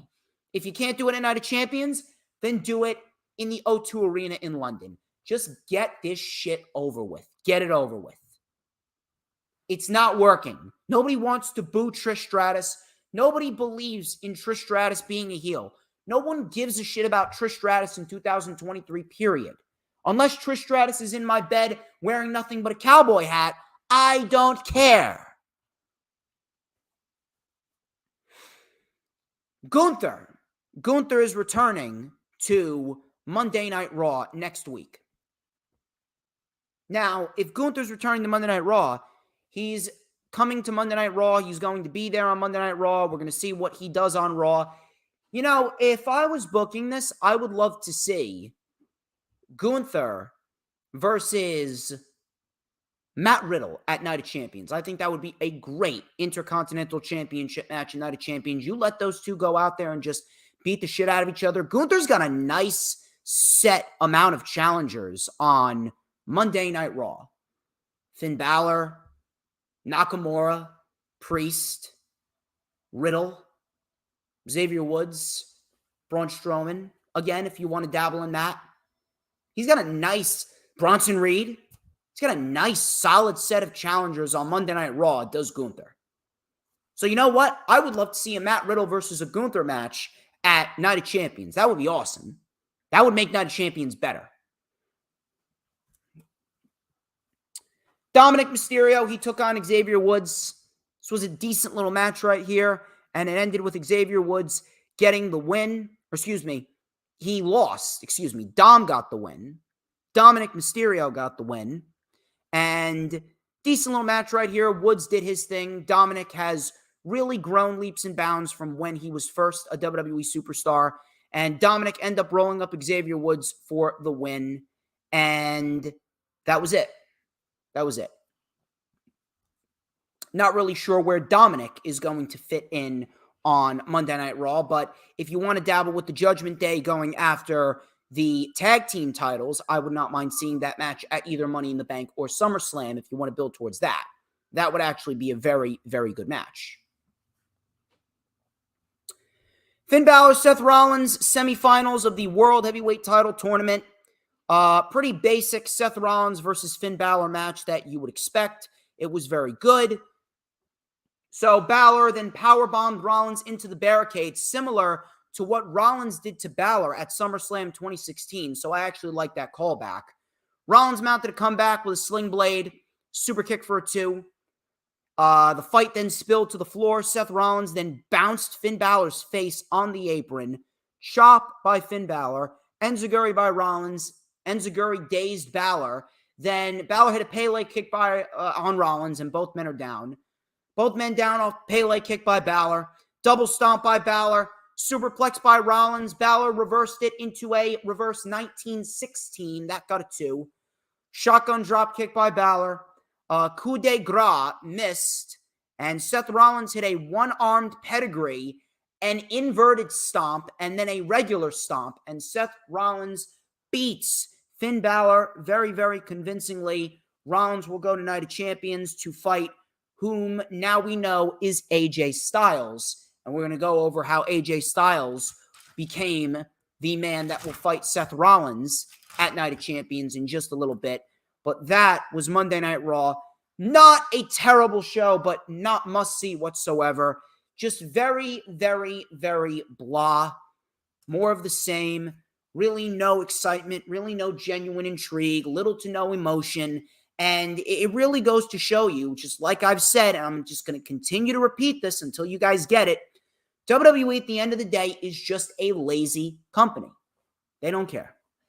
That's pretty much it.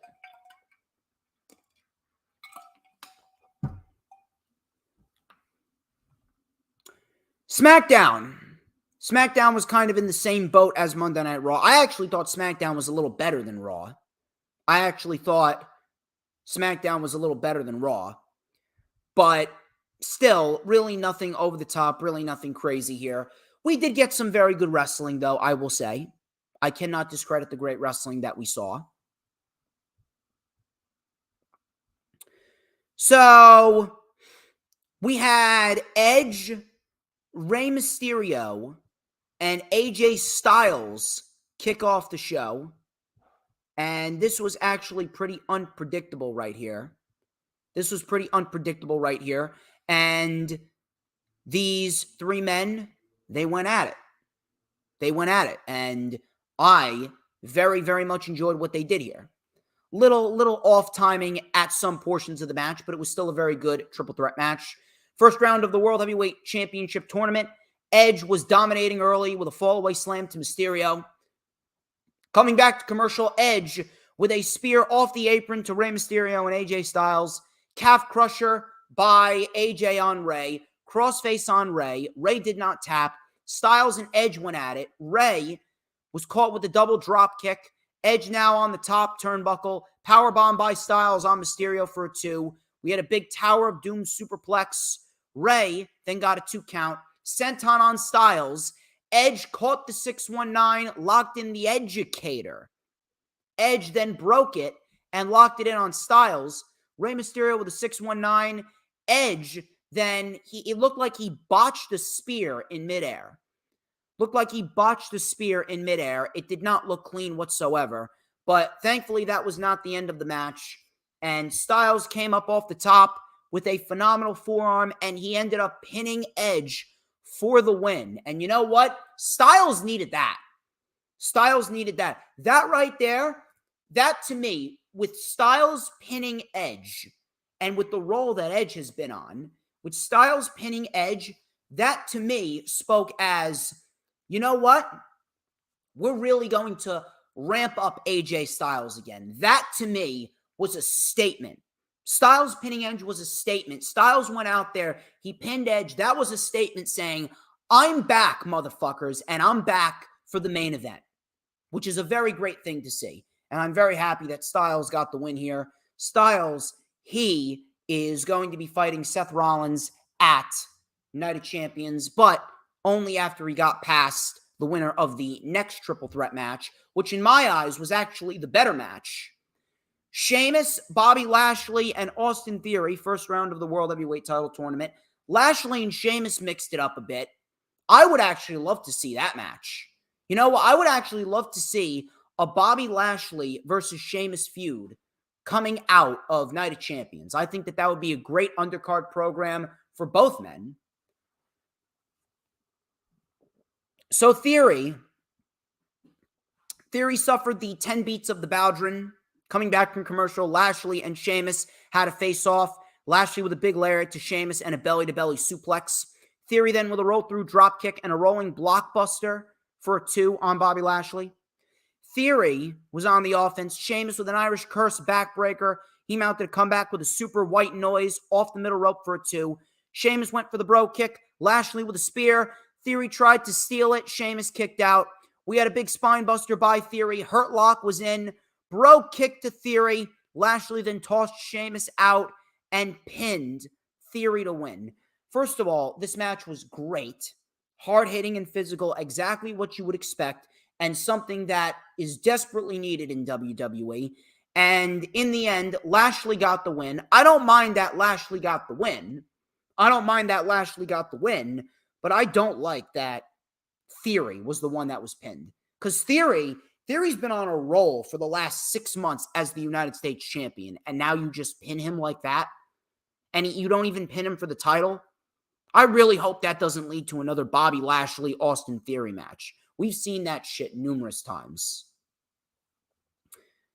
I do hope that we do get a proper Sheamus versus Bobby Lashley feud, because that would be intriguing. I was actually pulling for Sheamus, but we ended up getting Bobby Lashley, and I can't really complain about that. It was pretty much what you would expect. Hard-hitting match, great match. Lashley advances to the semifinals to fight AJ Styles. We had Baron Corbin and Cameron Grimes, and I'm going to the moon. Cameron Grimes, he beat Baron Corbin within seconds. I have no problem with Cameron Grimes winning. Matter of fact, I'm glad that he won. And Cameron Grimes should absolutely be the individual that should be in the top conversation to be winning the United States Championship at some point. I don't think that's going to happen now. I think that that U.S. title is being reserved for the megastar LA Knight. And then we're going to get an LA Knight versus Cameron Grimes program. But, I will say that Cameron Grimes, him winning, was absolutely the right call. I just don't like that he won that quickly. I actually thought that that was kind of stupid. And I've really become sick of these short matches between full-time talent. I really don't understand how anyone thinks that that makes the talent look good. Matter of fact, if you don't allow talent like that to go out there and showcase to everyone what they can really do, how are people going to find a sense of investment towards that character? This should have at least gone 5 minutes, so that way Cameron Grimes could showcase to everyone his abilities. All he did was a fucking cave-in. I'm happy that Cameron Grimes won, but really? 5 seconds. Stupid.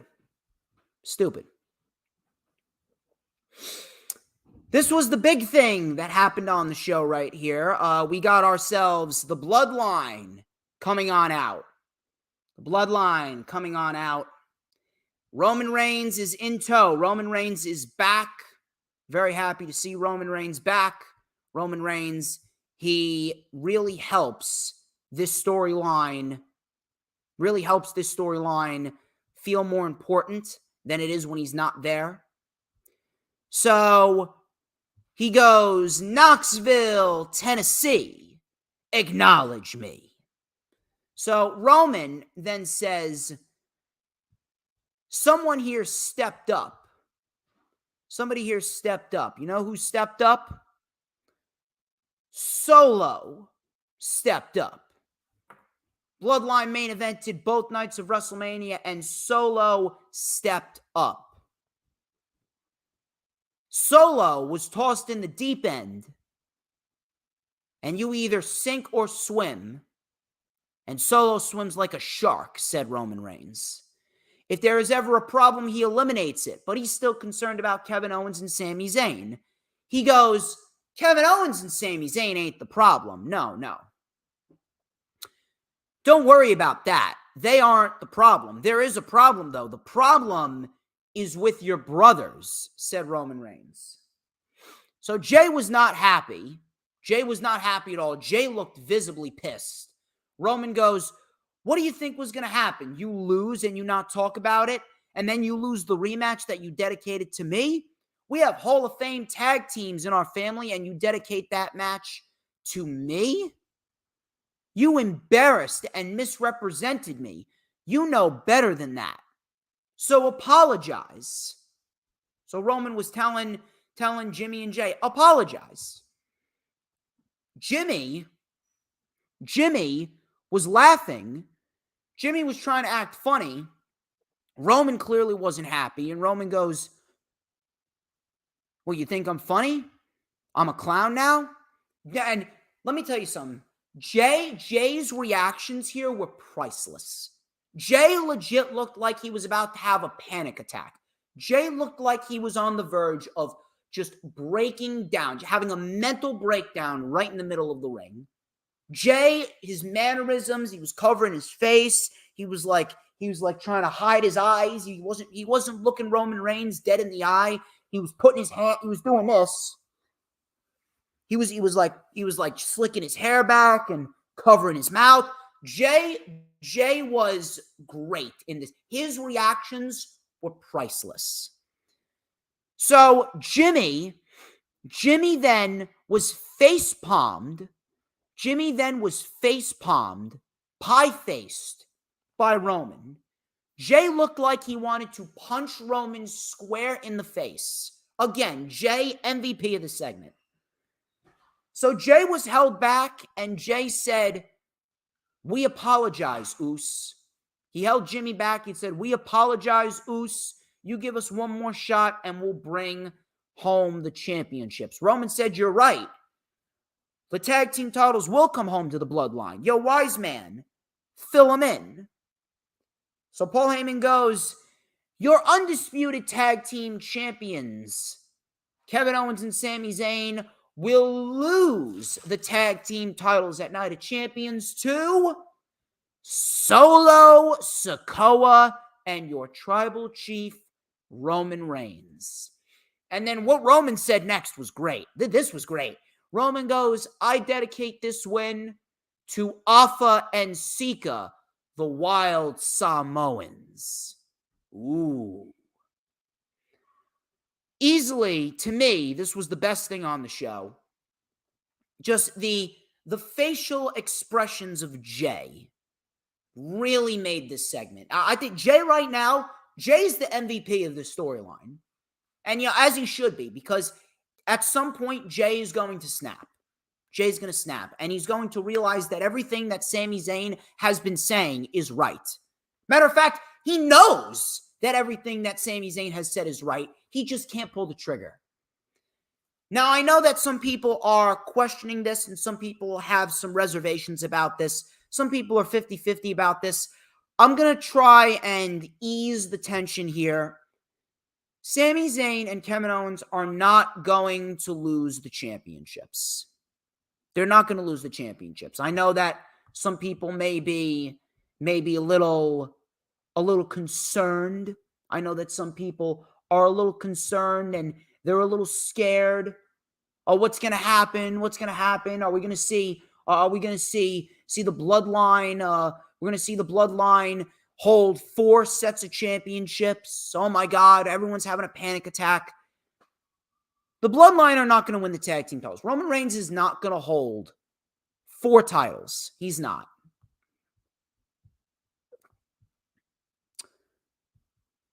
What this is the next layer of the story being written. There's 2 ways that this could turn out. Number 1, we could see the Usos jump in during this match, and they could either intentionally or unintentionally cost Roman and Solo the tag team titles, and Roman Reigns could kick them out after they fuck up yet again. Or now this is an interesting one right here. What if the Usos don't get involved? What if the Usos do not get involved? Usos do not get involved, and Solo ends up losing this match clean.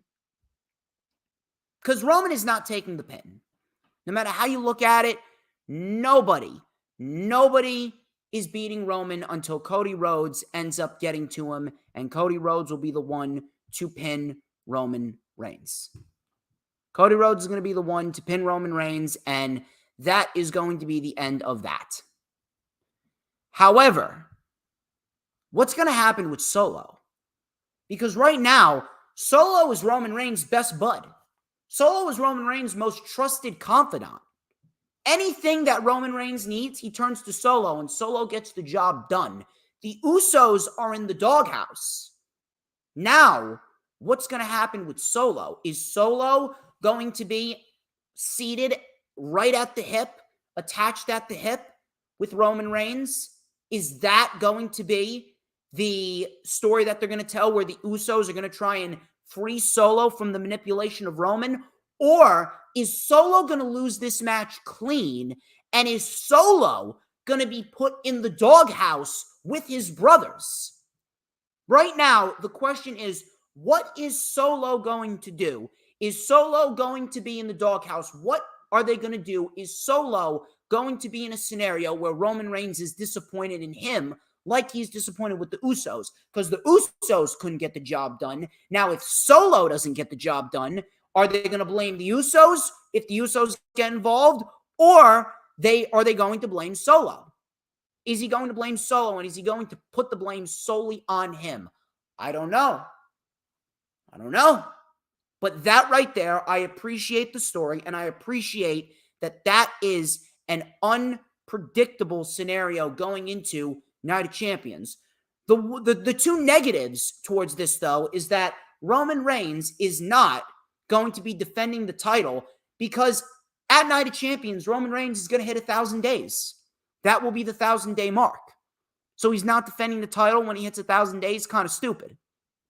And then the second negative thing is the fact that while this match has great storyline, and while this match has a great sense of unpredictability, while it has great storyline and a great sense of unpredictability, at the end of the day, WWE just keeps on avoiding the obvious when it comes to tag team wrestling.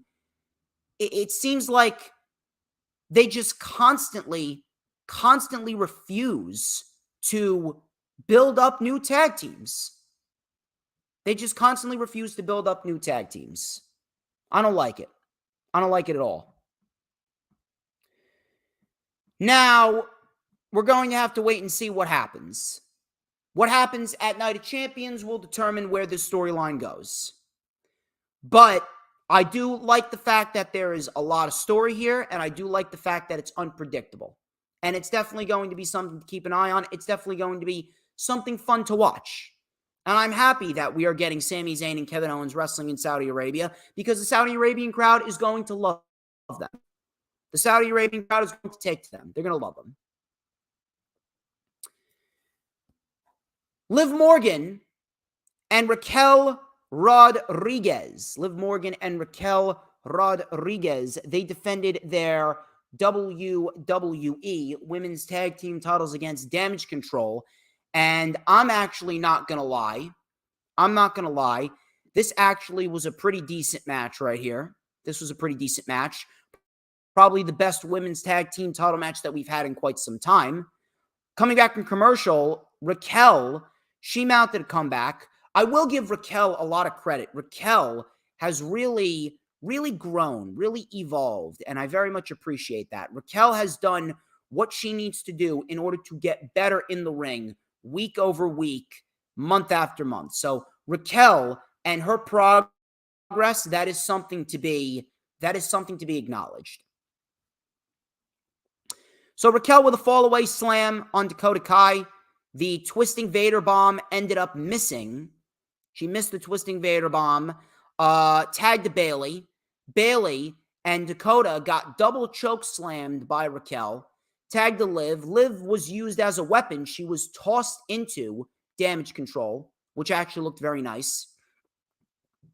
We had a step-up knee by Liv to Bayley in the corner. Cover, and Raquel saved it. We had a doomsday stomp by Bayley and Dakota Kai, which looked very, very nice. Really good stuff right there. And afterwards, we had Io. Io tried to cheat. She tried to bring in the Women's Tag Team Championships, similar to what Bayley did back at Backlash, and she tried to cheat. And then all of a sudden, the referee caught her. The referee caught Io. And Raquel yanked the women's tag team title out of Io's hand, allowing Liv Morgan to roll up Bayley for the win. This was actually pretty decent stuff. I did not mind this whatsoever. Matter of fact, I wish that we'd get some better women's wrestling on Monday Night Raw and SmackDown like we got here going forward. Unfortunately, it is not a reoccurring thing. Bianca Belair, she had a championship celebration, or what we thought was supposed to be a championship celebration. She didn't end up getting that celebration because Asuka, out of nowhere, interrupted. She came out dancing and doing all this shit. All of a sudden, Asuka went to shake Bianca's hand, and she misted Bianca in the face. Misted Bianca directly in the face. No fucks given. Laughed in Bianca's face, and then she left. So it looks like we're going to get another Asuka versus Bianca Belair match. I don't mind it because they had a great match at WrestleMania, and at the end of the day, if Asuka's going to turn heel, that is probably the best scenario for her. But at the end of the day, I'm going to say the same thing like I did at WrestleMania. If this is not going to result in Asuka beating Bianca, and Asuka gets the win at Night of Champions in Saudi Arabia and beats Bianca to win the Raw Women's Championship, I don't give a fuck. I don't. I'm sorry. I genuinely do not give a fuck. I genuinely do not give a fuck. How could I give a fuck? How could I give a fuck if this is only going to result in another loss for Asuka? How? Asuka needs to win. If she doesn't win, I don't care. Could be a great match all at once, but I'm sick and fucking tired of Asuka always getting the short end of the stick.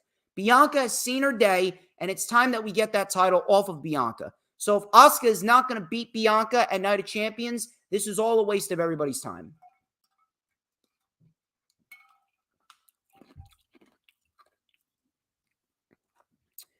Next week, we actually got a pretty big show. Next week, we got Owens and Zayn having a face-off with Roman Reigns and Solo Sikoa. We also got Rey Mysterio and Santos Escobar versus the Usos. The Brawling Brutes will take on Pretty Deadly. Yes, boy. I really hope that Pretty Deadly is booked a hell of a lot better than they were on NXT. I hope that they're not over-accentuated because Pretty Deadly, let me tell you something. Pretty Deadly are a great fucking tag team. They can wrestle. So I really hope that we get more wrestling by Pretty Deadly. And then we also got the debut of the best talk show of pro wrestling's modern era, the Grayson Waller Effect. Grayson Waller Effect. Grayson Waller is fucking great, and he will be interviewing the winner of the SmackDown portion of the tournament, which we found out in the main event was AJ Styles. AJ Styles beat Bobby Lashley. Pretty decent match. not as crisp, and I can only imagine because Bobby Lashley was a little behind. I can only imagine he was wrestling with a little bit of a wonky head because he was busted open. Lashley was busted open the hard way, which I did not mind. I think that actually made Bobby Lashley look pretty badass. But Styles went right to the open wound. Lashley then with an elevated flatliner for a 2, sliding forearm by AJ, hurt lock, but Styles got to the ropes. Lashley then slammed AJ into the steps. AJ sent Lashley into the post. He was bleeding, was Lashley. All of a sudden, Bobby Lashley had a nice running power slam. That got a 2. Lashley was then driven into the post once again. And then Bobby Lashley, he was dazed. He was confused. He looked like he was very, very out of sorts. Bobby Lashley, out of nowhere, he was in the ring, dazed, and Styles came off the top rope. Phenomenal forearm right on the money, and AJ Styles wins what was a very, very good enough match, I should say. Not a very, very good match, but it was a good enough match. Little sloppy here and there, because Lashley, you can imagine Lashley was working with a little bit of head damage after he got busted open the hard way. But regardless, decent enough to get by in the main event, and Bobby Lashley loses to AJ Styles. Styles will go to Night of Champions to fight Rollins, which I'm assuming that will be the main event of the show.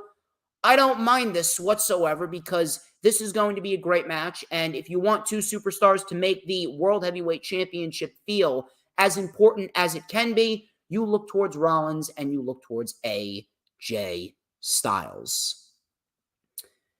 Not a bad episode of SmackDown, but at the end of the day, I think people are just really, really down on WWE because they refuse to give us anything new. And at the end of the day, I'm going to say it again, man. WWE's just lazy.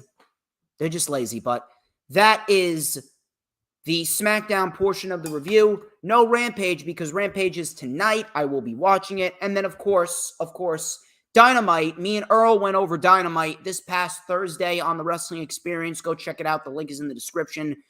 But ladies and gents, that wraps up this edition of the Lightning Flash Update. I would like to thank each and every single one of you who tuned into this stream. You guys are fantastic. Thank you to Hoolagrim, Dylan, Sarah, Lisa, Didi, The Final Hoss, Philly Sports Talk Podcast. I didn't get a chance to watch Ring of Honor, Dylan. I was on the Wrestling Experience. This past Thursday. I haven't gotten a chance to watch Ring of Honor because I've been going balls to the wall with the content this week. And on top of that, I got to work too. I've been going balls to the wall, but trust me, I'm going to catch up on Ring of Honor. And if I can, I might be able to cover Ring of Honor next week.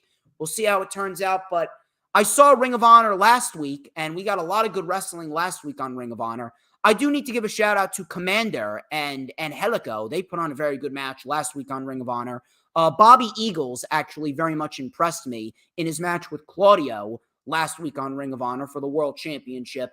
And at this rate, I don't think anybody's beating Claudio.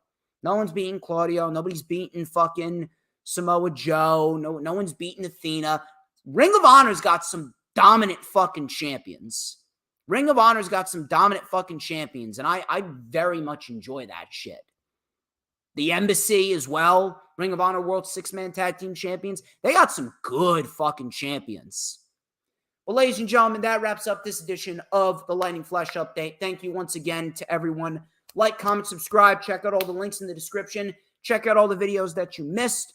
Tomorrow, the Lost Rundown for WrestleMania 35. You are not going to want to miss it. It is going to be absolutely fucking must-see. Fucking sizzling. I'm telling you. You are not going to want to miss it. But until next time, ladies and gentlemen, I'm DJ Storms, and this has been the Lightning Flash Update. But before we get out of here, people, who runs the IWC? I want to know, baby. I want to know. I want everybody to tell me who runs the IWC, because if you don't, I have no problem telling you myself. I'll tell you who runs the IWC, and it's quite simple. It is who but DJ motherfucking Storms. Just like Hula Grim says, don't you forget it, people. Don't you forget it. Cause we want retribution. Oh yeah, we want retribution. Oh yeah, we want retribution. Oh yeah, we want retribution.